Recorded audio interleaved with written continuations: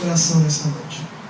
Abra o seu coração e que a misericórdia de Deus te alcance através daquilo que eu venho falar nessa noite. Você venha sair aqui transformado. Mas confesso para vocês que não é fácil. Sempre é uma matéria muito complicada. Quando tivermos uma banda completa aqui, eu vou pedir licença ao pastor, a banda vai tocar, vai ministrar, eu vou ficar ali dentro do ar-condicionado, só vendo, marcando aquilo que ficou bom, aquilo que não ficou tiro. Mas fora isso, eu peço misericórdia dos irmãos e do Senhor para que Ele venha, mesmo com as minhas limitações, venha falar ao seu coração. Bem, queridos? Gabriel, enquanto você abre aí, Mateus, capítulo 13, versículo do 3 ao 9. Mateus, capítulo 13, versículo do 3 ao 9. Queridos, eu vou falar sobre a lei da semeadura. Ó, o barulhinho tudo. Vai ter alguém tocando no fundo aí? Nem tem isso também, né? Mas tinha que ter alguém. Quem estava fazendo barulho no início do culto? Era o Fabinho ou era o pastor Jorge? Era você? Não foi não. Estava fazendo prego no teclado. Então, queridos, vamos falar sobre a lei da semeadura. É uma mensagem que eu já vi muitas das vezes ser pregada e de várias maneiras, e que nessa noite Deus veio te falar de uma maneira diferente, de uma maneira especial. Mateus, capítulo 13, versículo 3 até o 9. Vai ser projetado ali. Vamos lá. E falou-lhe muitas coisas por parábolas, dizendo: eis que o Senhor, o semeador, saiu a semear. E quando semeava, uma parte da semente caiu ao pé do caminho, e vieram as aves e comeram-na. E outra parte caiu em pedregais, onde não havia bastante terra, e logo nasceu, porque não tinha terra funda. Mas vindo o sol, queimou-se e secou-se, porque não tinha raiz. E outra caiu entre espinhos, e os espinhos cresceram e sufocaram. E outra caiu em terra boa, e deu fruto, um a 100, outro a 60 e outro a 30. Quem tem ouvidos para ouvir, ouça. Ok, Gabriel. Alguém tem um celular ou um relógio que eu possa estar controlando aqui o tempo que eu não tenho nada? A gente não tem aquele reloginho. Se alguém puder botar aqui enquanto eu vou falar com o Gabriel. Só apertar aí no meio. Como é que é esse celular tecnológico? Só apertar aqui. Obrigado, Fabinho. Então vamos lá, querido. Ok. Então vamos lá. Nessa palavra eu quis trabalhar em 3 dimensões, em 3 esferas. Uma nos colocando como a terra que recebe essa semente. Outra nos colocando no lugar de sementes. E outra como semeadores.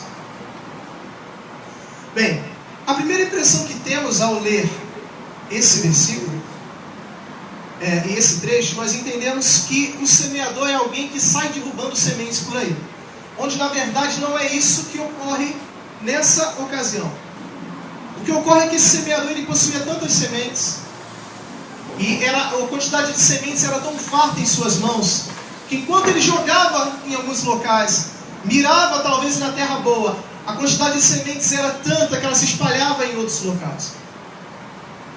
Então, queridos, esse homem não lançou sementes sobre as pedras ou em meio aos espinhos. As sementes simplesmente caíram em meio a pedras, em meio aos espinhos, porque grande era a sua quantidade.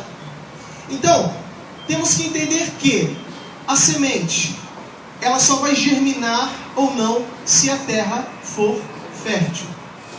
Então, para que uma semente ela venha germinar, nós precisamos de alguns elementos.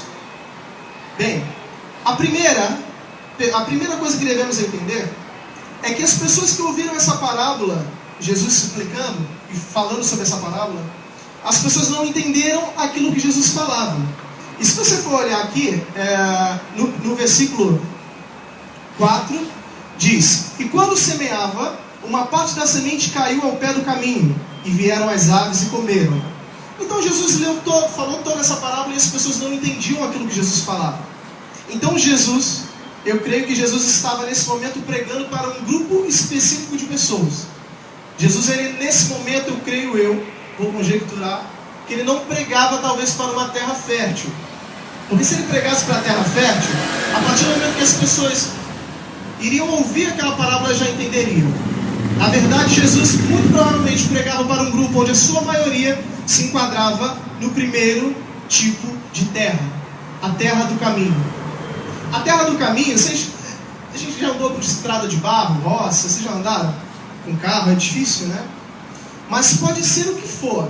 Pode ser uma terra de barro, mas geralmente é aquela terra mais dura possível jogada sobre aquele local. Não é uma terra mole, não é uma terra pantanosa. Geralmente, mesmo não tendo asfalto, é uma terra dura, firme, socada, batida. E semente que cai em terra dura, ela não germina.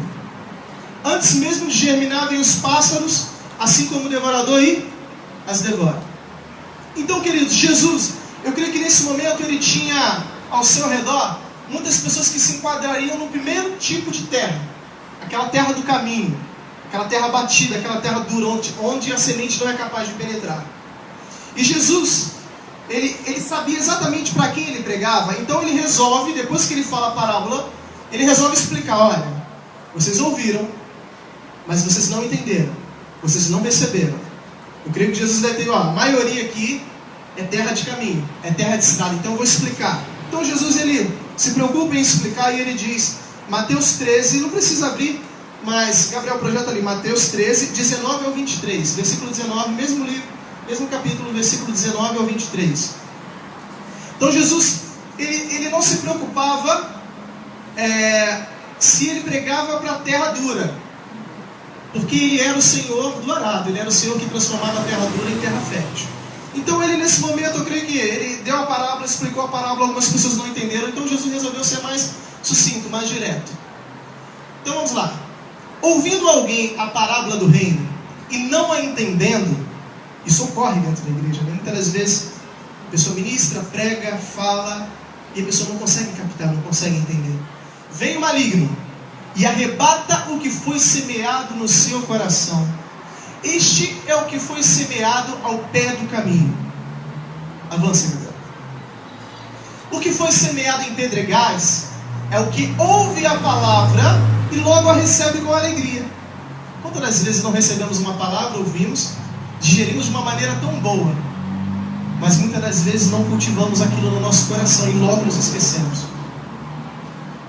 Mas não tem raiz em si mesmo, essa segunda opção.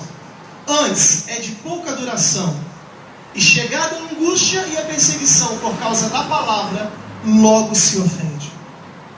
Avança.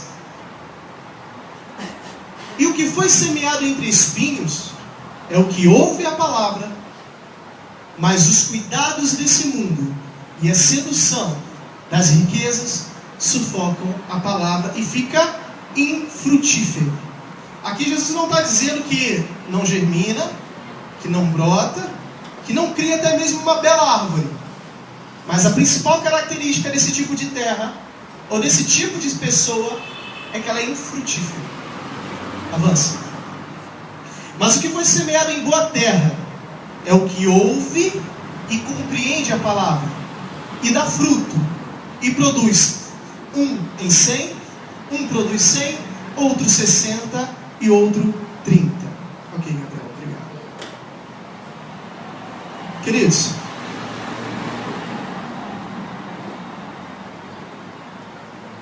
vamos abordar primeiramente o elemento terra. O primeiro tipo de terra é quando a pessoa não tem o mínimo de entendimento sobre a palavra. Ela entra por essas portas, ou ela encontra com alguém que de fato possa falar de Jesus ou falar da palavra, mas é como se a pessoa falasse chinês ou inglês, ela não tem o mínimo de discernimento daquilo que ela está recebendo. Ela é uma terra dura, onde não vai haver nem mesmo germinação, ou seja, a palavra nem entra. Existem pessoas com o coração tão duro para receber a palavra de Deus, que a palavra não chega nem a entrar no seu coração. Você acaba o culto e pergunta: irmão, gostou da palavra? Gostei. Falamos, pregamos sobre o quê? Ih, rapaz, eu não sei. Esse é terra dura, é terra de estrada, é terra batida, é terra socada, onde nem mesmo a palavra consegue penetrar em seu coração. E existem pessoas assim. As pessoas, o maligno, e quando a pessoa não consegue fazer com que a semente penetre em seu coração, o maligno vem e arrebata e rouba aquilo que inicialmente era para ser plantado. Para entender a palavra, devemos estar dispostos a ouvir, ter sabedoria para interpretar a palavra e obediência para cumprir. Muitos sonhos se frustram nada acontece. E esse tipo de pessoa não é liberta. Tipo de pessoa que age como uma terra batida de caminho, de estrada, você não encontra a libertação. É a mesma pessoa, domingo após domingo, mês após mês, ano após ano. Às vezes você não vê aquela pessoa há muito tempo, e quando você encontra, você todo alegre vai conversar com ela, achando que houve uma transformação, e continua a mesma pessoa, com o mesmo caráter, com a mesma personalidade. Eu já passei por situações assim. Conheci amigos na minha adolescência, né, que muitas das vezes não queriam nada, a igreja era só um motivo de tocar, das garotinhas. E aí hoje eu estou com 32 anos de idade, ainda continuo um jovem adolescente, mas porém um pouco mais experiente com o passar dos anos. E eu encontrei alguns amigos. Muitos, para a glória de Deus, são homens casados, estabelecidos, homens de Deus. Alguns já até viraram pastores, são pregadores, ministros, gravaram CD, são líderes, viajam pelo Brasil. Mas sempre tem um ou outro que é feito de terra batida, terra dura, que continua com o mesmo caráter, com a mesma personalidade de sempre. Ou seja, terra batida, terra dura, não deixou a palavra entrar em seu coração. Você imagina a resistência de uma pessoa que caminha anos e anos na igreja, mas não muda. Não muda a sua personalidade, não muda o seu jeito de ser. E se orgulha muitas das vezes disso. Para me dobrar é difícil, querido. Jesus está nesse lugar.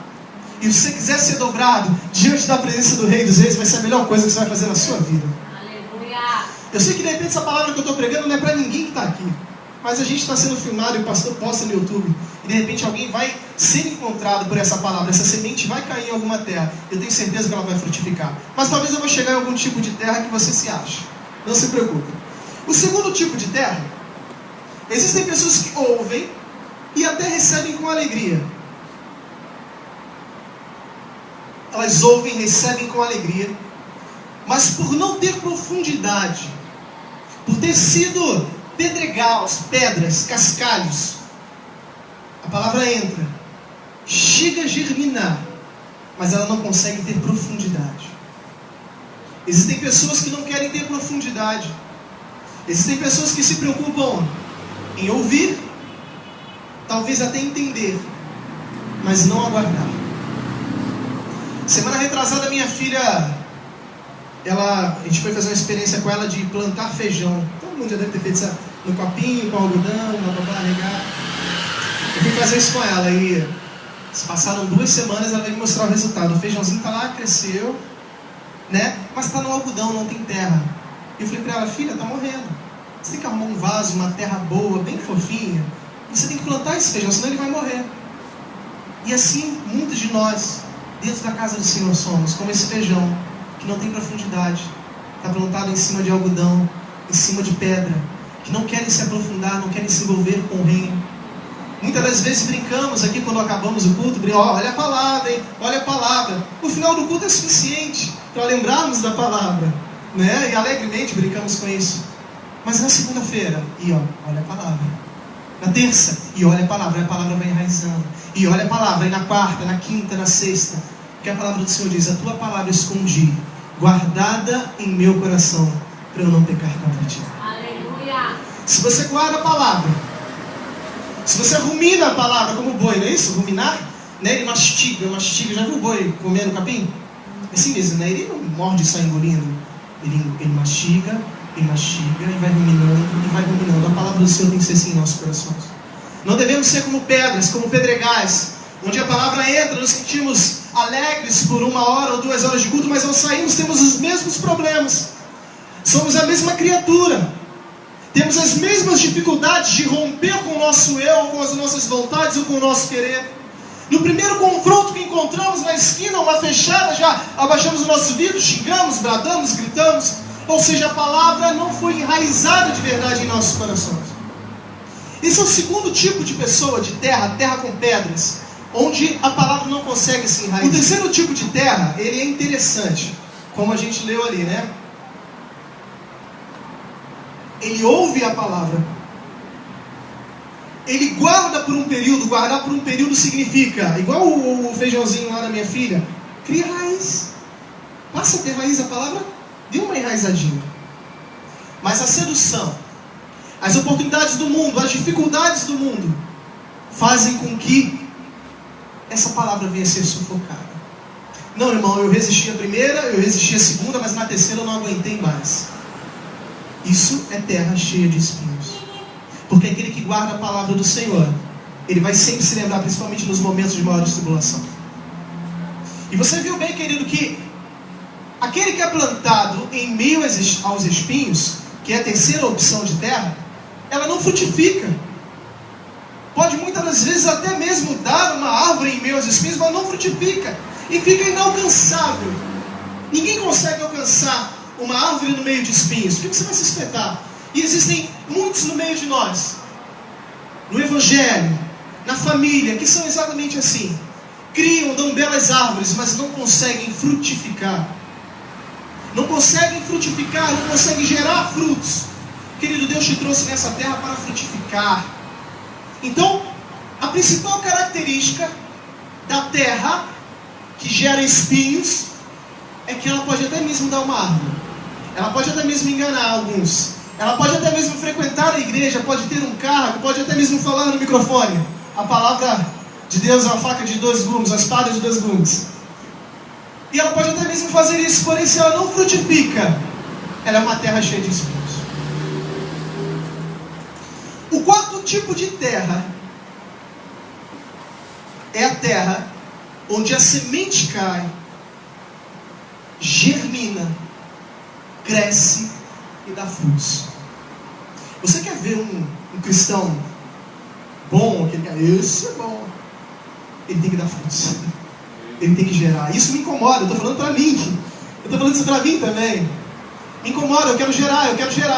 Já trouxe alguns visitantes aqui, fico triste, né, quando alguns não ficam, alguns não voltam, né? E a gente fica triste porque a gente quer germinar, a gente quer frutificar. Então, querido, se você quer ver se de fato você atingiu um ápice ministerial, se você quer ver de fato se você atingiu o topo daquilo que Deus quer para a sua carreira ministerial, mostre seus frutos. Comece a mostrar frutos. Agora, tem aquele ditado, né? A árvore que dá fruto, toma pedrada.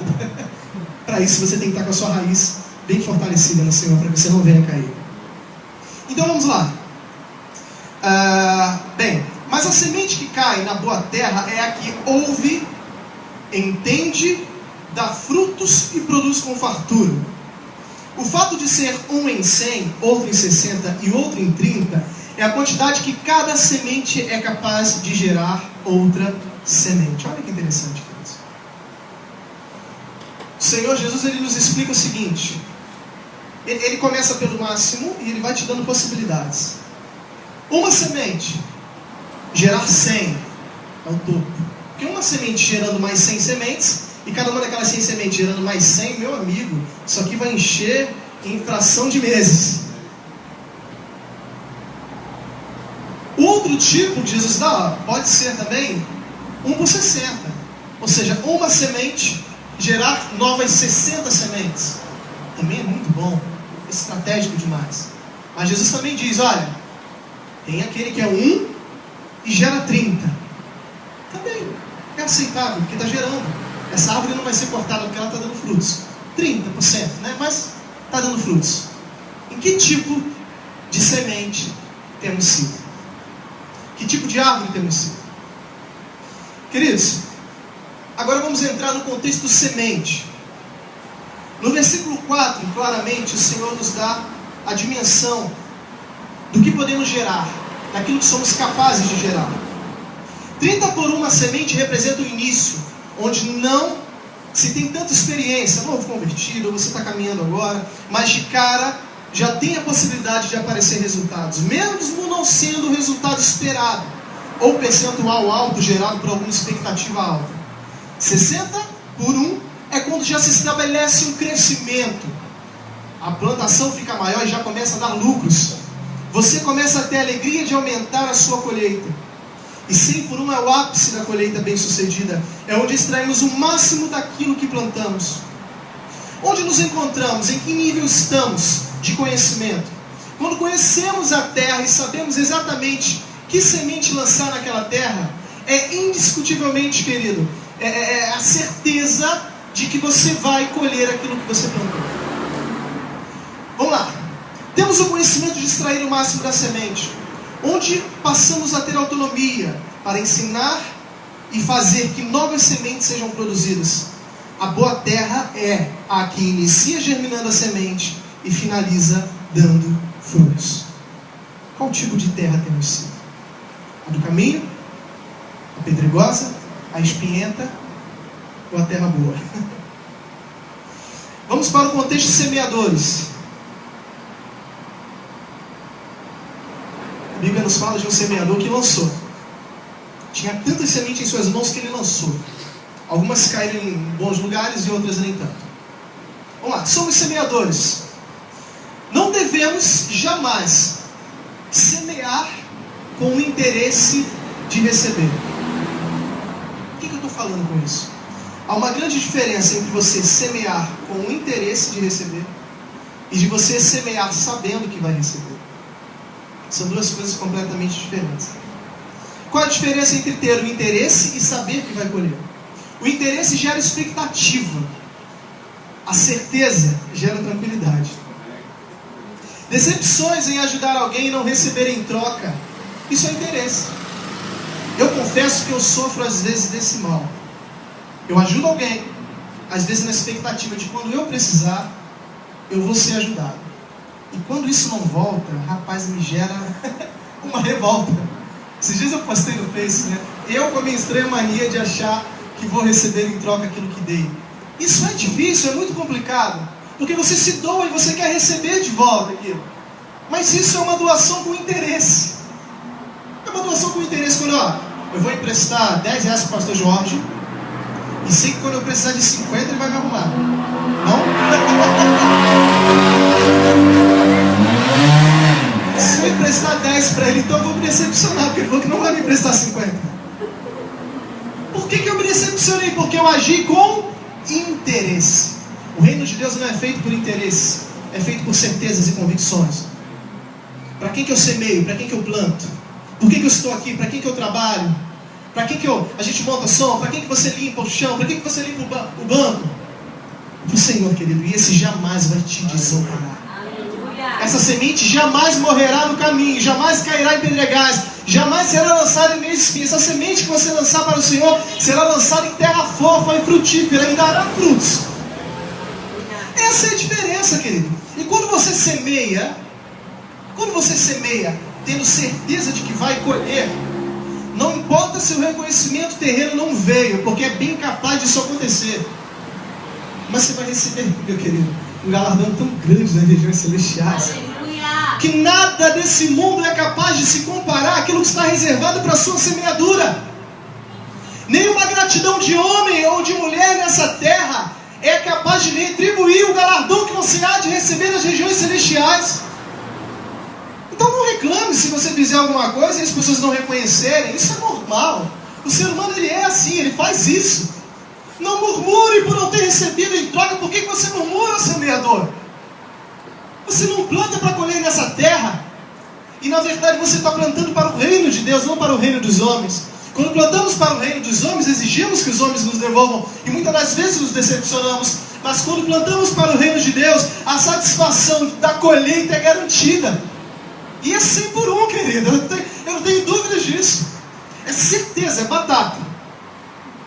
Quando semeamos crendo na lei da semeadura e na justiça de Deus, onde se baseia a lei, temos a convicção de que colheremos, se não aqui na terra, com toda certeza colheremos nas regiões celestiais. E cá entre nós, não há momento melhor para se receber um galardão do que nas regiões celestiais. Querido, eu quero te falar uma coisa bem clara. A lei da semeadura não é uma regra só para crente. Engano seu se você pensar assim. A lei da semeadura não é uma regra exclusiva de evangélicos ou de cristãos. A lei da semeadura ela veio para todos. Até para o ateu, sim, até para o ateu. Porque aquilo que você planta, você colhe. Se você plantou bem, existem pessoas que eu conheço que nunca entraram pelas portas de uma igreja, mas tem um coração tão bom, tem uma alma tão boa, se doam tanto em ajudar ao próximo, que cada vez que ajudam, mais prósperos ficam. Eu conheço pessoas assim. E nunca entraram pelas portas de uma igreja. A Bíblia mesmo nos fala de Naamã.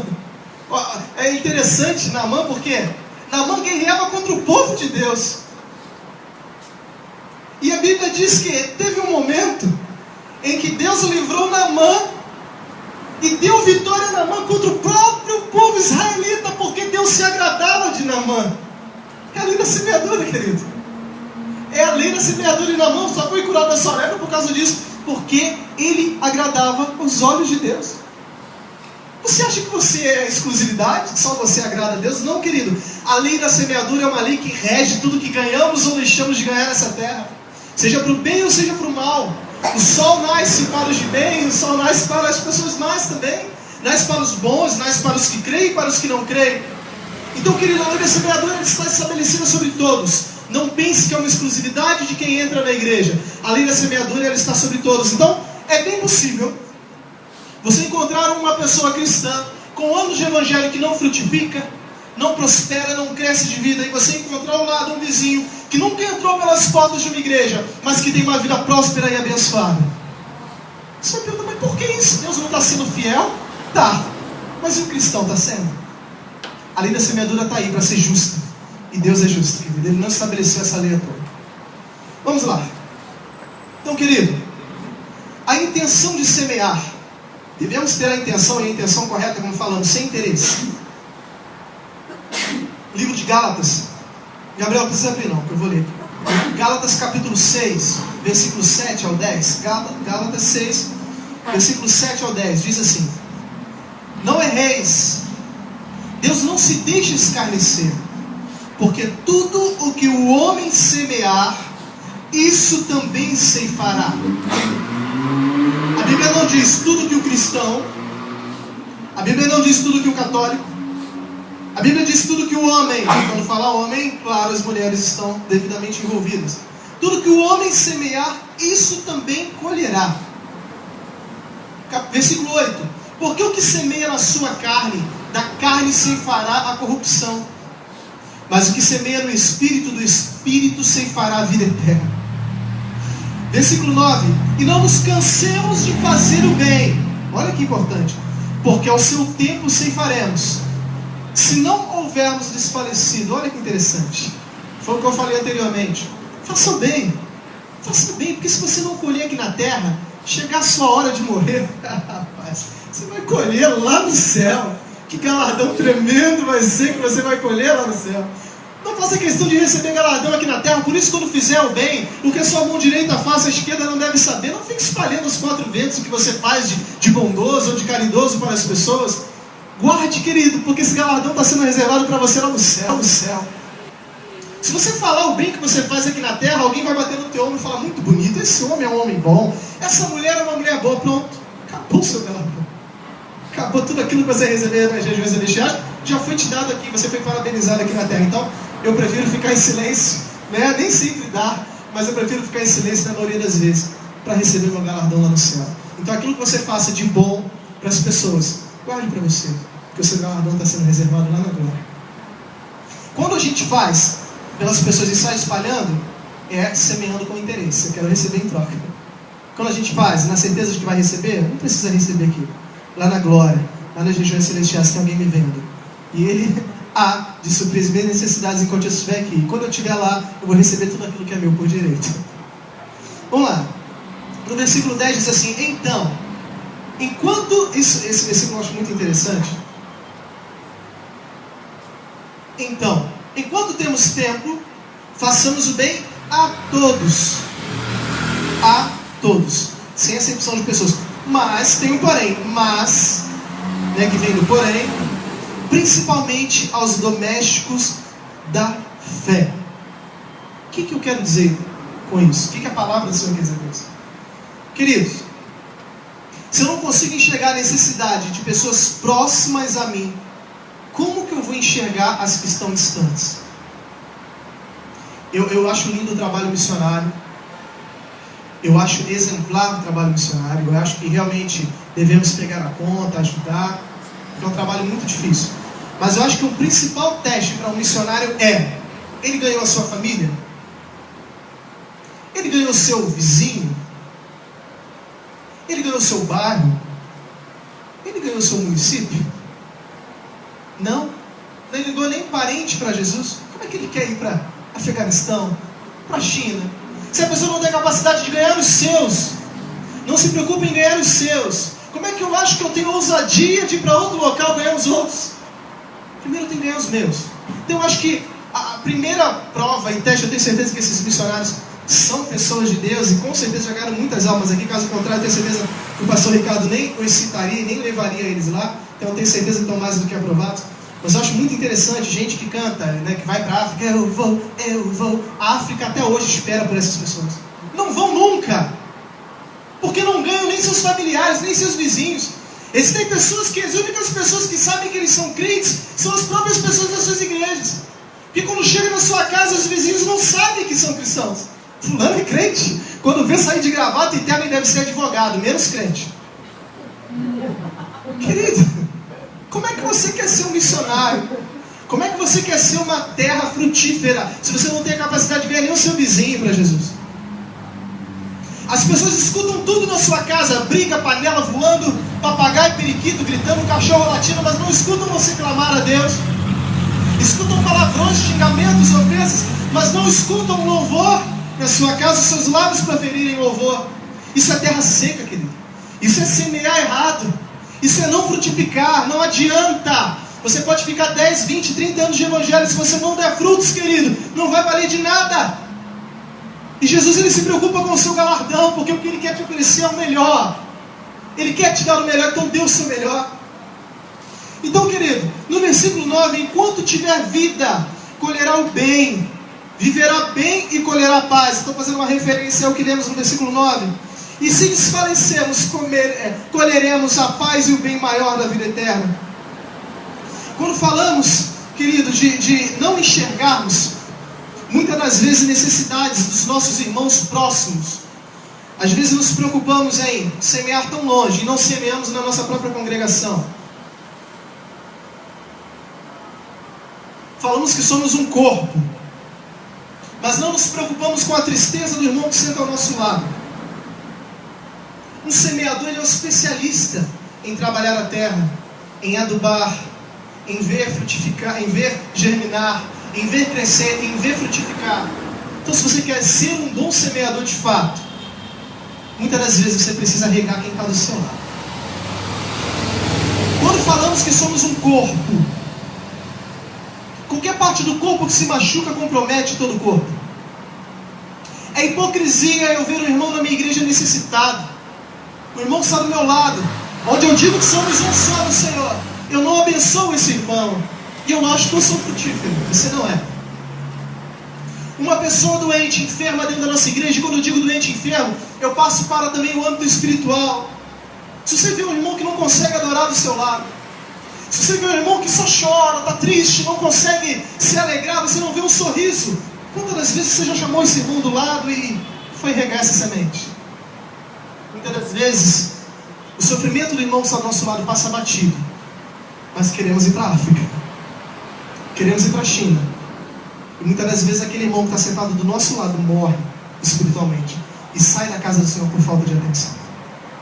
Então, quando a Bíblia diz que devemos semear e cuidar principalmente dos irmãos de fé, é porque você sabe como que dói perder um ente querido, não é verdade? Eu nunca perdi um irmão, espero que nunca perca, que demore que o Senhor volte antes disso acontecer. Porém, quem já sofreu isso deve doer bastante, né? Devemos sentir essa dor por aquele que chamamos de irmão no final do culto, no início do culto ou durante o culto. Por que o termo familiar, família, ele é tão, como é que eu posso dizer, uma palavra tão fácil de ser dita, mas muitas das vezes tão difícil de ser exercida e de ser feita? Queridos, alguns exemplos disso, por exemplo, eu estava pesquisando sobre frutificar, sobre florescer, sobre dar frutos, e eu achei muito interessante o abacaxi. O abacaxi é eu nunca ouvi ninguém falar isso, tá? Mas eu acho que é um dos exemplos mais lindos para a igreja ser. Eu fui pesquisar sobre o abacaxi. Quando eu prego, eu vou lá no livro de ciência, entro no site de ciência, eu procuro ir um pouco além, cavar um pouco mais. E o abacaxi é o seguinte, ele dá primeiro uma fruta. Essa fruta não é lá a melhor que ele pode dar, é uma única fruta. Porém, quando ele se enraiza ainda mais, ele se aprofunda ainda mais, ele começa a gerar vários abacaxis. E o mais interessante do abacaxi é que quando você olha para ele, você vê uma única fruta, correto? Não é assim? Olhamos para o abacaxi, vemos uma única fruta. Porém, o abacaxi ele é composto de centenas e centenas de uma fruta grudada à outra. Uma fruta agarrada à outra. Isso é o abacaxi. E no meio são ligados por um elo. E para finalizar, o abacaxi, na sua ponta tem uma coroa, que é o Rei Jesus. Acho que a maior representação da igreja, de sermos de fato, se a igreja fosse uma fruta, eu queria que a igreja fosse um abacaxi. Jesus já é a videira, a gente sabe disso. Mas eu queria que a igreja fosse um abacaxi. De tão unidos, de tão juntos, no miolo que é Jesus. Tão inseridos no contexto de unidade, igreja, que as pessoas passam e olham e enxergam uma só coisa. E essas pessoas triunfam, porque está lá a coroa do abacaxi na sua cabeça. Querido, se você quer reinar nessa terra, se você quer que a sua igreja seja frutífera, o seu ministério seja frutífero, o seu trabalho seja frutífero, a sua casa seja frutífera, ganhe os que estão perto de você. Seja unidade. Mesmo como o primeiro abacaxi, que não é lá aquela fruta mais bela, o primeiro. Ele não é tão bonito, mas ele já começa certo, já começa sendo um. Vamos ser um. Vamos nos unir mais, para que as pessoas vejam um só quando olhar para cada um de nós. Então vamos lá. Em João, capítulo 12, versículo 24. É preciso se doar para frutificar. Vamos falar agora de se doar. Em João 12, versículo 24 diz: na verdade vos digo, se o grão de trigo caindo na terra não morrer, fica ele só. Novamente a unidade, ó. Se o grão de trigo caindo na terra não morrer, fica ele só. Mas se morrer, dá muito fruto. Eu não estou dizendo que você deva morrer fisicamente. Mas quando você se esvazia do seu eu, quando você se preocupa com a dor do outro, quando você não se preocupa só com as suas vontades, com os seus prazeres, com aquilo que lhe satisfaz, seja durante o culto, seja no seu dia a dia, quando você muitas das vezes abre mão dos seus prazeres para estar na casa do Senhor, para estar trabalhando pelo Senhor, você está morrendo para o mundo, como Paulo diz. Estou morrendo para o mundo, mas vivendo para Cristo. Então quando você morre de fato para o mundo, para as suas vontades, quando você deixa no altar de sacrifício do Senhor todo o seu eu, todas as suas vaidades, todo o seu querer, quando você de fato se encontra nessa posição, se esvaziando de si mesmo, aí você começa a frutificar. Aí você começa a dar sementes, porque você passa a ser um só. Muitas das vezes temos que morrer para frutificar. Quando falamos de morrer, não nos referimos à morte física, mas uma morte do meu eu, de olhar apenas para os meus interesses, para as minhas necessidades e para enxergar mais o que posso oferecer de mim para os demais. Quanto mais eu morro, ou seja, quanto mais eu me dou por completo, minhas chances de frutificar aumentam. Queridos, eu lembro de uma pessoa, eu não vou citar nome, né, como vai para a internet, vai que um dia ele assista. Se ele assistir, ele vai ficar muito alegre em me ver pregar. Mas eu me lembro de uma pessoa